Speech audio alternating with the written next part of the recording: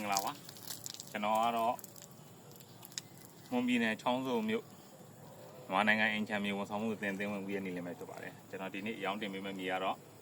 မွန်ပြည်နယ်ချောင်းစုံမြို့ခလိုက်တစ်ကြီးရွာမှာရှိပြီးတော့မှဦးရင်ချမ်းမြေဖြစ်တဲ့လမ်းတေချာစနစ်ကြလောက်ထားတဲ့ကွန်ပင်လေးကျန်တော်ပင်လေးဩဇာပင်မဲစလီပင်လေးနဲ့ဒီမဲ့စားပင်လေးတွေကိုစိုက်ထားတဲ့ခြံလေးကိုအယောင်းတင်ပေးမှာဖြစ်ပါတယ်ဒီခြံလေးကမျက်နှာပေ200ရှိတယ်အနောက်ရှိပြီး930ရှိတယ်နောက်ဘက်မှာတော့ကျင်းသွားတယ်ဆူလာမီတတ်ထားတယ်အဝီစီတွင်းရှိတယ်ရေစက်ရှိတယ်မိသားစုအေးချမ်းချမ်းလေးနဲ့ဟော